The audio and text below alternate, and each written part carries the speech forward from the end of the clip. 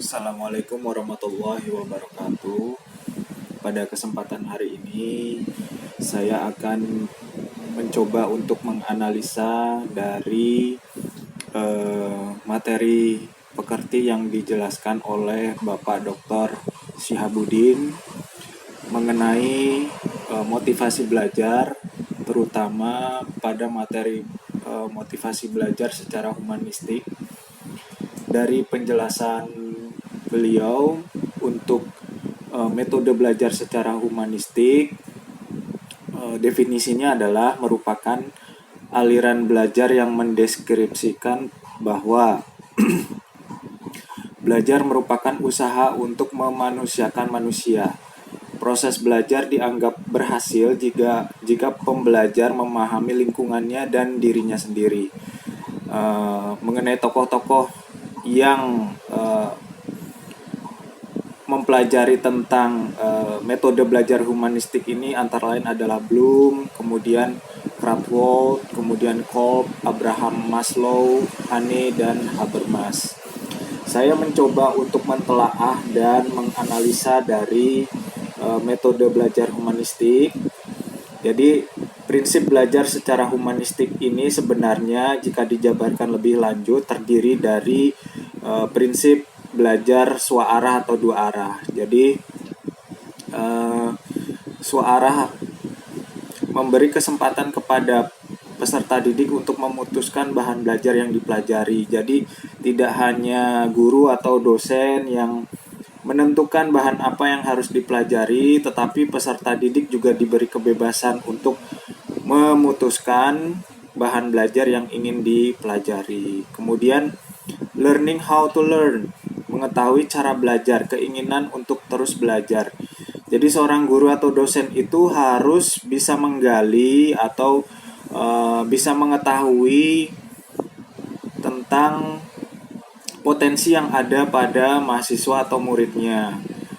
Digali lebih lanjut, kemudian memotivasinya untuk mau belajar, untuk menekuni sesuai dengan apa yang diinginkannya, apa yang ingin dipelajarinya.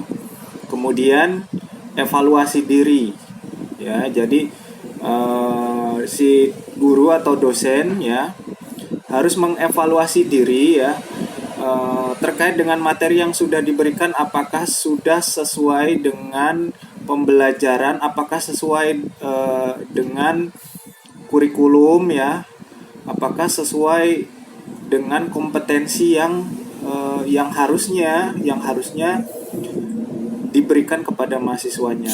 Kemudian tidak kalah penting juga adalah pentingnya perasaan. Jadi dalam belajar itu tidak monoton. Jadi kita sebagai dosen atau guru itu harus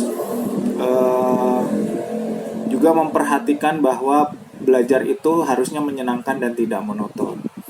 Kemudian bebas dari ancaman. Jadi selama ini pendidikan kurang menghargai peserta didik. Jadi selama ini proses pembelajaran terdiri dari satu arah saja, dari dosen ke mahasiswa. Kedepannya sistem pembelajaran modern itu didasarkan pada dua arah, yaitu selain dosen memberikan materi kepada mahasiswanya, dosen juga harus menerima masukan dari mahasiswanya. Itu. Kemudian berikutnya, humanisme dalam kelas itu bisa diwujudkan beberapa hal. Pertama, di sini di slide ini student centered learning. Jadi siswa itu diberi peran penting dalam pengambilan keputusan. Jadi sifatnya demokratis ya. Jadi karena perguruan tinggi adalah tempat di mana mahasiswa itu menimba ilmu dan belajar untuk bersikap demokratis. Dalam hal ini diberi kebebasan secara demokratis untuk memilih minat dan bakatnya terkait dengan ilmu yang dipelajarinya.